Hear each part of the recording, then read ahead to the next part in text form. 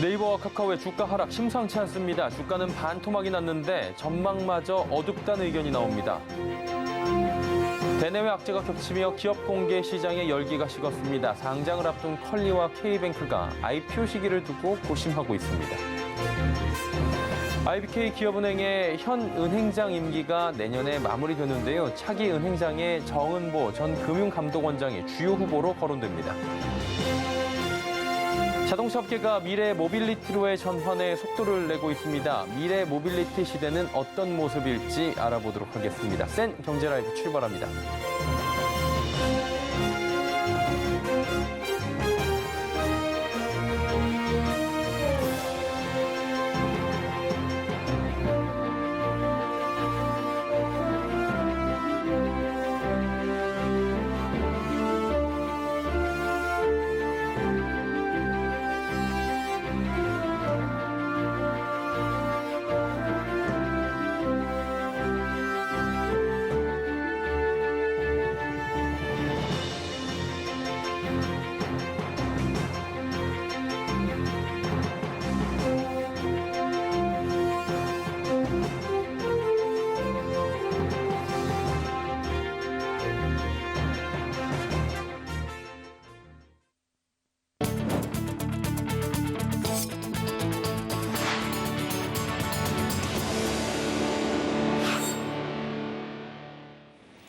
시청자 여러분 안녕하십니까. 센 경제라이브 서정덕입니다.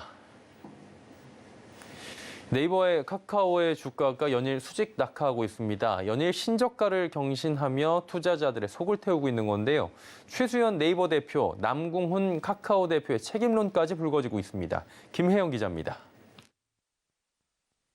네이버와 카카오의 주가가 또다시 신저가를 경신했습니다.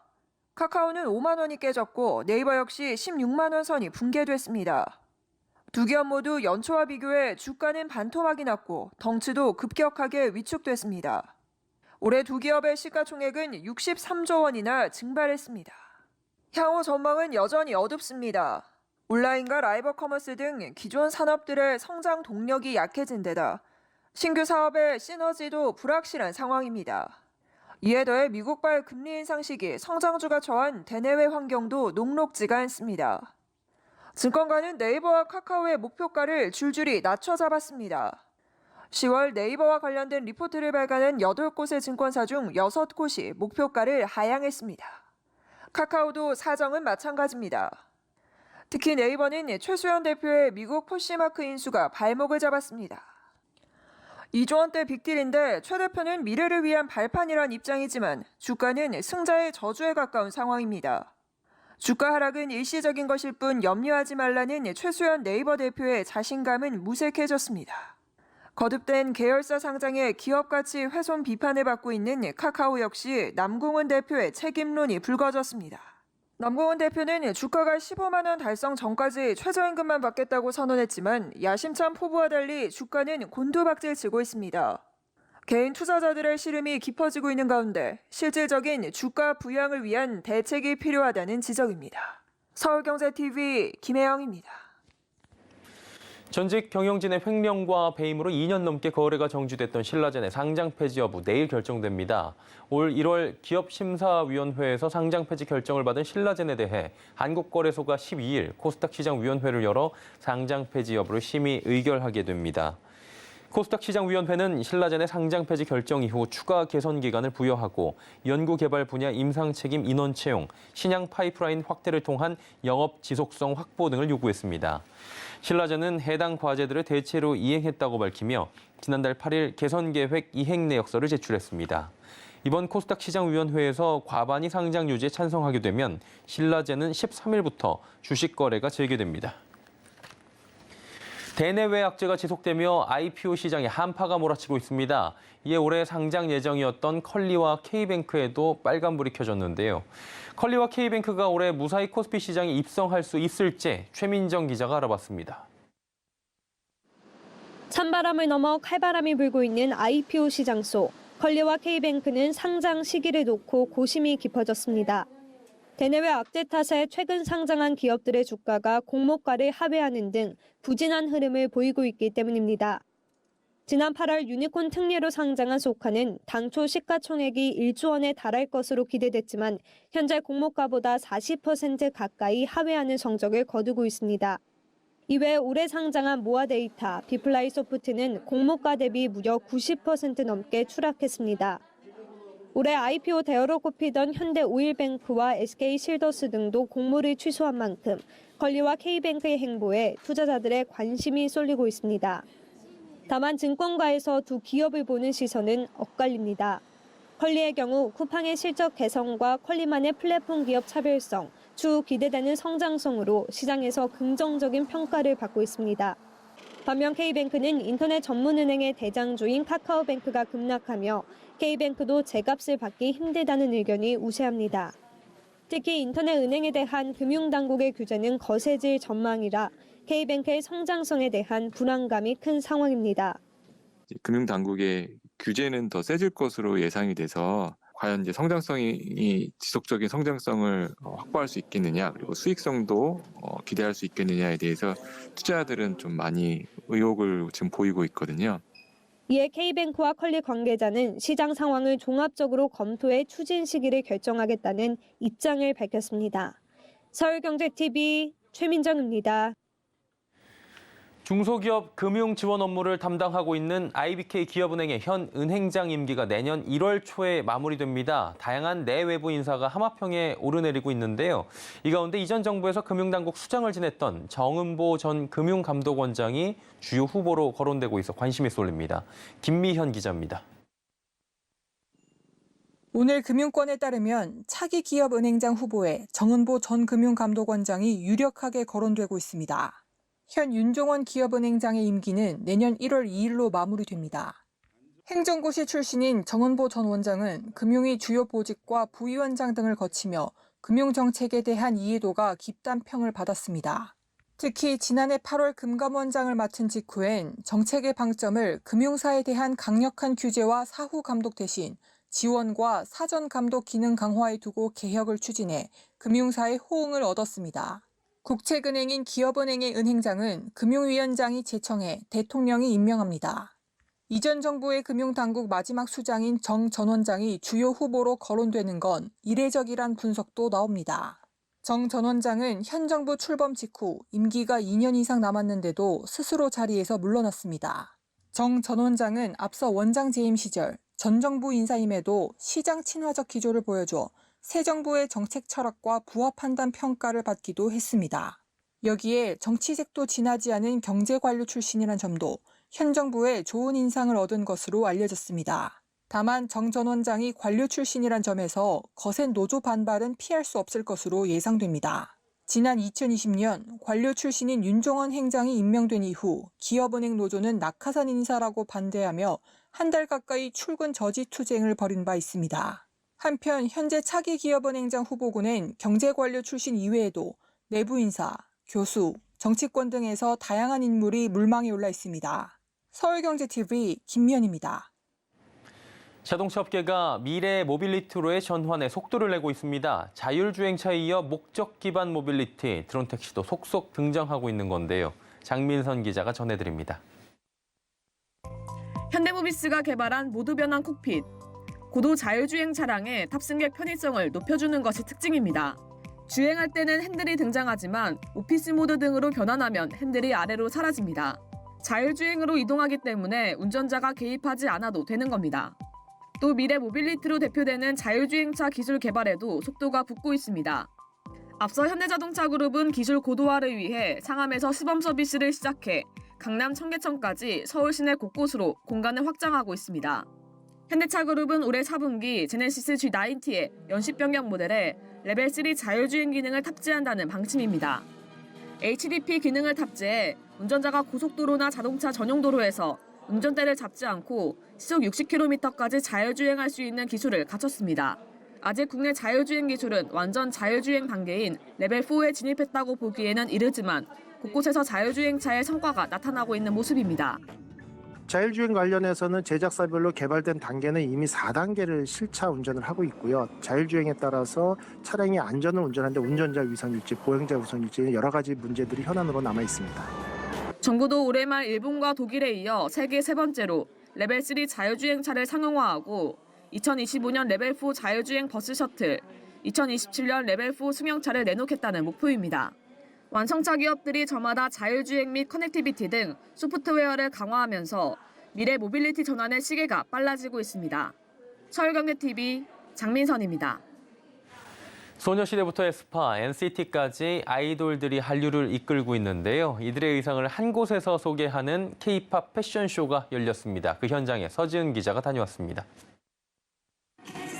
한류를 이끈 아이돌들의 의상이 한자리에 모였습니다. 서울디자인재단은 지난 7일 동대문 디자인플라자 야외 광장에서 K-팝 아이돌들의 과거와 현재를 담은 K-컬처 패션쇼를 개최했습니다. 패션쇼에선 소녀시대, 엑소, 에스파, NCT 등 세계적으로 인기를 끈 4개 그룹의 51개 의상을 선보였습니다. 아이돌들의 대표 음악과 함께 당시 입었던 의상을 소개하며 볼거리를 더했습니다. K컬처 패션쇼가 진행된 장소인 DDP 외벽에서는 서울라이트 가을이 함께 개최됐습니다. 서울라이트는 DDP 외벽 전면에 영상을 투사해 다양한 콘텐츠를 보여주는 축제로 올해 행사의 주제는 우주적 삶이었습니다. 이번 패션쇼는 DDP 가을 축제의 일환으로 다양한 문화축제를 통해 코로나로 지친 시민들에게 활력을 주기 위한 목적으로 개최됐습니다. 가을 축제는 DDP에서 K컬처 패션쇼, 플리마켓, 서울라이트 등 다양한 콘텐츠가 진행됐습니다. K-팝 아티스트들의 의상의 과거와 현재를 조망해 보았습니다. 패션쇼와 함께 DDP의 라이트쇼도 병행하고 신선한 가을 날씨에 맞는 새로운 시민들에게 즐거움을 드릴 수 있는 기회로 준비하였습니다. 서울디자인재단은 이번 패션쇼를 비롯해 세계 무대에 K컬처 알리기에 속도를 낸다는 계획입니다. 서울경제TV 서지은입니다. 한국토지주택공사 LH가 오늘부터 행복주택 3,570호에 대한 청약 접수를 실시합니다. 공급 대상은 수도권의 6곳 약 2,000호와 지방 5곳 약 1,500호로 전국 11개 단지입니다. 이번 모집엔 과천 지식정보타운과 의왕 초평내에서 신혼희망타운 행복주택이 공급될 예정이어서 신혼부부의 많은 관심을 받을 전망입니다. 서환식 LH건설임대사업처장은 신혼부부 선호를 반영한 평면과 육아, 교육 등을 제공하는 신혼부부 특화형 행복주택 공급을 통해 신혼부부와 청년들의 주거 및 육아 부담에 도움이 되길 바란다고 말했습니다.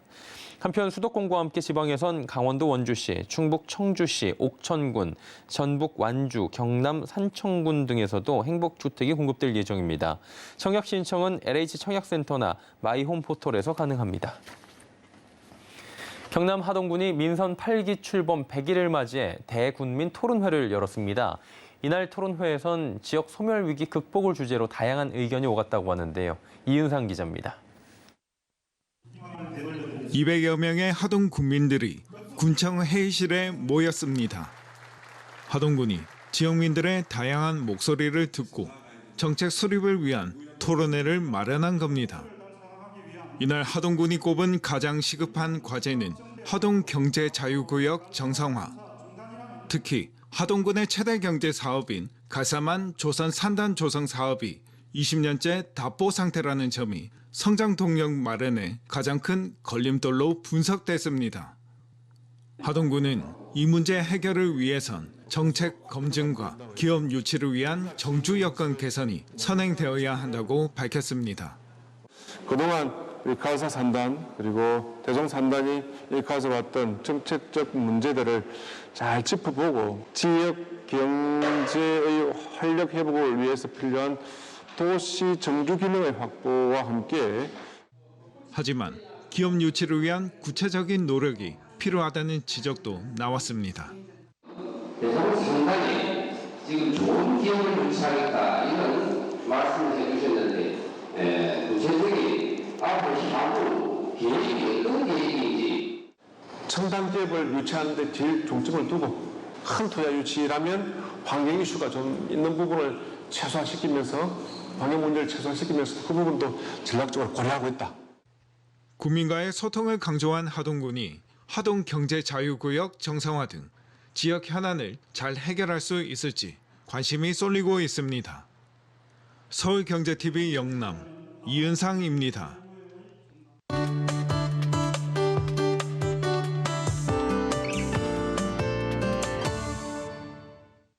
기후불황이라는 단어를 들어보신 적이 있으십니까? 이 정부가 기후 위기에 대응하려고 새로운 정책을 세워서 시행하게 되면 이전에 없었던 새로운 비용이 발생합니다. 이러면서 기후 불황이 발생할 수 있다라는 건데요. 결국에 기후 불황을 막기 위해선 기후 위기를 가져오는 온실가스의 대폭적인 저감이 필요한데 온실가스 대량 배출국들은 감축 노력을 하지 않아서 가난한 저개발국에 또 다른 경제적 피해를 줄 수 있게 된다고 합니다. 자, 그래서 오늘은 기후 불황을 가져오는 기후 위기와 온실가스 배출 대국들이 타국가에 경제적인 어느 정도의 영향을 주게 되는지 짚어보도록 하겠습니다. K웨더의 반기성 센터장과 함께합니다. 어서 오세요. 네, 안녕하세요. 네, 기후 위기로 인한 경제적 피해가 굉장히 늘고 있죠, 최근에? 그렇습니다. 예. 2021년 3월에 뉴욕대 법학대학원 산하정책연구소에서 전 세계 경제학자들 대상으로 기후변화 대응의 경제성을 묻는 이런 설문조사를 했는데요. 예. 설문에 참여한 경제학자 대부분은 기후변화 대응이 더딜수록 전 세계가 부담해야 하는 비용이 높아질 것이다라고 답을 했습니다. 기후변화가 직접적으로 경제에 미칠 영향 외에도 국가 내 불평등 및 국가 간 격차를 심화시키면서 결국 경제적 부담으로 돌아올 것이라는 건데요. 당시 경제학자들의 예측을 종합을 해보면 오는 2025년까지 기후위기로 인한 손실은 매년 2,300조 원에 이를 것으로 추정을 했습니다. 온실가스를 줄이는 노력이 없다면 2075년에 이르면 기후변화로 인해서 매년 경제적 손실이 대략 4경 2천조 원에 이를 것으로 보았는데 이 액수는 전 세계 GDP의 약 5%에 해당하는 정도입니다. 설문 응답자의 75%는 기후변화가 해마다 경제적 타격을 줄 뿐만 아니라 전 세계 경제 성장률을 낮출 것이라고 전망을 했고요. 응답자의 70%는 기후변화가 많은 나라에서 내부의 경제적 불평등이 커질 것으로 예측을 했습니다. 이들 나라에서 소득 하위 3분의 2와 상위 3분의 2의 격차가 확대될 것이라는 거죠. 가난한 저개발 국가들은 기후변화를 극복하기 위한 자금이 부족하다는 점, 또 기후변화로 인한 피해는 선진국에 비해서 커질 수 있다는 점이 고려 대상이 된 겁니다. 책임은 선진국들한테 있는데 피해는 애먼 가난한 국가들이 보고 있다. 이렇게 봐야 되겠네요. 그렇죠. 올해 이제 8월에 이 파키스탄이 정말 엄청난 그 홍수 피해를 입었지 않습니까? 근데 이 파키스탄이 전 세계 탄소 배출량의 0.4%밖에 배출을 안 했어요. 근데 극심한 기후변화의 피해자가 되고 있다. 지금 그렇게 보고 있는 거거든요. 예. 지금까지 부자 나라가 탄소를 대량 배출하면서 기후위기를 만들었는데 피해는 가난한 나라에 집중되고 있다는 겁니다. 미국의 다트머스 대학 연구팀은 올해 7월에 기후변화라는 학술지에 논문에서 부자 나라들이 배출한 탄소로 인해서 다른 나라들의 소득이 줄어들고 있다는 내용을 발표를 했습니다. 이들은 미국이 배출한 온실가스 때문에 1990년에서 2014년간 전 세계 소득이 기대치보다 2,600조 원가량 줄어들었다라고 발표를 했는데요. 현재는 중국이 세계에서 최대 온실가스 배출국이지만 역사적으로 보면 미국이 압도적으로 1위죠. 산업혁명 시대부터 지금까지 합산한 온실가스 배출량은 미국이 중국의 현재 한 2배 정도 가깝습니다. 다트머스대 연구팀의 분석에서 중국이 기후위기에 미친 영향은 2,500조 원가량 되는 것으로 나타났고요. 러시아가 약 1,300조 원, 인도가 1,100조 원, 브라질이 730조 원으로 이들 나라들이 기후위기와 관련된 책임이 큰 나라들로 밝혀졌습니다. 이들 5개 나라들이 1990년에서 2014년 전 세계에 끼친 경제적 피해는 약 8,230조 원 정도로 같은 기간 전 세계 국내 총생산의 11%에 해당하는 것으로 추산이 되었는데요. 사실 우리나라도 가난한 나라에 미친 책임에서 자유롭지는 않습니다. 우리나라 온실가스 종합정도센터의 발표에 따르면은 1960년 이후 우리나라 누적 이산화탄소 배출량 비율이 전 세계 국가 배출량 중 1.3%로 16위를 기록하고 있습니다. 배출량 상위 20개 국가가 전체 배출량의 81.2%를 내뿜은 가운데 한국 1인당 배출량은 주요 선진국들과 비교하면 사실상 5위권으로 굉장히 높은 편에 속합니다. 또한 2021년 배출량 순위는 전 세계에서 11위권으로 나타나고 있죠. 근데 이게 다트머스 대학에서 보고서 만들었잖아요. 이거 기준이 무엇인지 굉장히 궁금하네요. 이제 연구팀은 각각의 이런 기후들이 각국의 예. 기후 위기에 미치는 영향을 평가하기 위해서 일단 온실가스 배출량, 그다음에 지역별 기후 조건, 그다음에 경제적 변화 이런 요인들을 갖다 아주 다양한 모델링을 통해서 분석을 했습니다. 그래서 이제 이런 결과를 도출을 했는데요. 자, 이들은 이제 미국의 온실가스 배출로 인한 피해는 주로 가난한 나라의 폭염이라든가 가뭄 등으로 인한 흉작 등을 유발하는 방식으로 발생했다고 이제 분석을 했는데요. 연구를 주도한 크리스 켈러앤 다트머스대 연구원은 미국과 중국이 피해 유별국가 목록 최상단에 위치한 건 놀라운 일이 아니다. 우리는 사상 처음으로 한 나라의 온실가스 배출이 다른 나라들에게 피해를 주었다는 것을 추적할 수 있음을 보여주었다라고 말했는데요. 문제는 온실가스 배출에 따른 기후변화가 부유한 나라와 가난한 나라 사이에 서로 다른 영향을 미치고 있다는 점입니다. 부유하고 사회적 인프라가 잘 되어 있는 북미와 유럽 등의 국가들은 기후변화를 이야기한 당사국들임에도 불구하고 경제적으로 큰 피해를 보지 않았고요. 캐나다와 러시아 같은 나라는 기온이 상승하면서 오히려 농사를 지을 수 있는 기간이 길어지고 혹한으로 인한 피해가 줄어들면서 경제적으로 이익도 얻었다는 거예요. 그러나 주로 열대 지역에 모이는 가장 가난한 국가들은 온실가스 배출량이 매우 적었음에도 기온이 더 상승하면서 폭염이라든가 가뭄, 대홍수 등으로 인한 매우 심각한 피해를 입고 있다라고 연구팀은 강조를 했습니다. 연구팀은 이번 연구에 포함되지 않은 생물 다양성 감소 혹은 문화적 피해, 기후 재난 등으로 인한 인명 손실 등을 만일 이 데이터에 포함을 시킨다면 실제적인 경제적 피해는 훨씬 더 늘어날 것이다라고 밝혔죠. 예. 오늘은 온실가스 배출 그 대국들이 타국들에 어떤 영향을 더 주고 있는지 이런 부분들을 좀 상세하게 짚어봤습니다. K웨더의 반기성 센터장과 함께했습니다. 고맙습니다. 네, 감사합니다.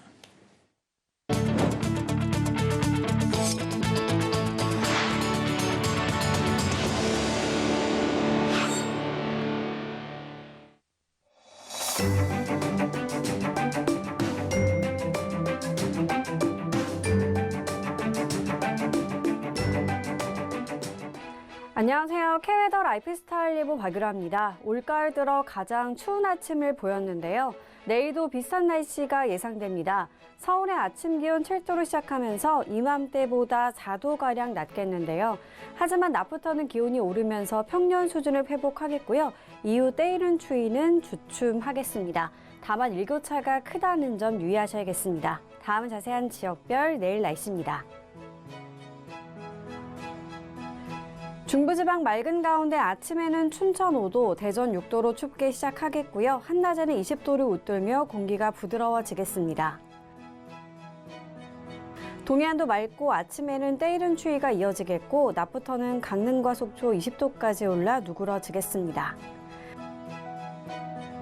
남부지방도 대체로 맑은 가운데 아침에 광주 8도, 부산 11도로 다소 춥겠고요. 낮에는 23도까지 올라 추위가 풀리겠습니다. 전해상해는 대체로 맑겠고요. 물결은 남해와 동해상을 중심으로 최고 2.5m까지 약간 높게 일겠습니다. 당분간 구름 많겠고요. 이맘때보다 높은 기온이 보이며 크게 춥지 않겠습니다. 날씨였습니다.